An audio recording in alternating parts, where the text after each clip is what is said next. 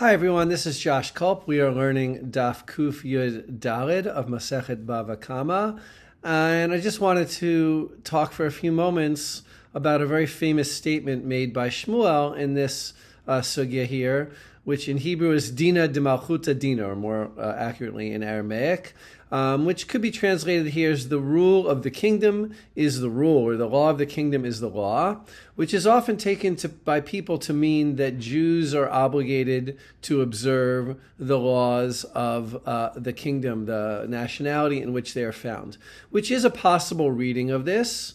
And I want to just talk maybe about some of the limitations. There isn't really a lot in the Talmud here, a lot of examples about what did Shmuel mean, but I'll give you two examples over here, at least as how it's understood, both its understanding the context of it and one limitation, and then maybe we can reflect on the meaning in our lives. So first of all, Rava immediately says, what does it mean, Dina de Malchuta Dina? It means that things that might seem illegal that the government does, we can sort of, in Hebrew we'd say lahashlim, make peace with them. Sometimes the government takes property from people. Here it's taking trees from people, and they use it to build bridges.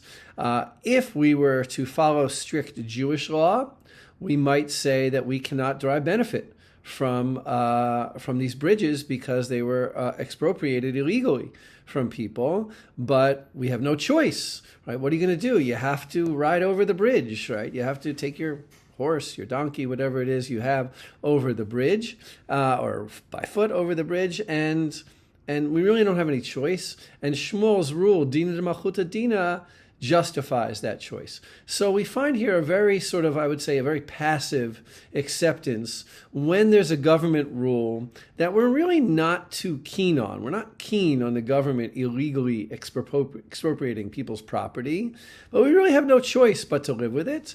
So we live with it, and it's not illegal for Jews to derive benefit from that property.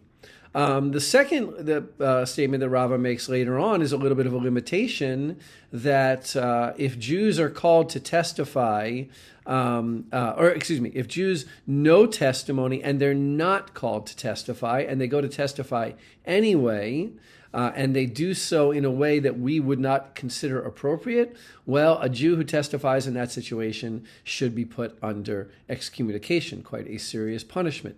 Meaning, we have to make peace. The way I would read this is we have to make peace with their rules. It doesn't mean that we have to actively participate in things that we think are illegitimate.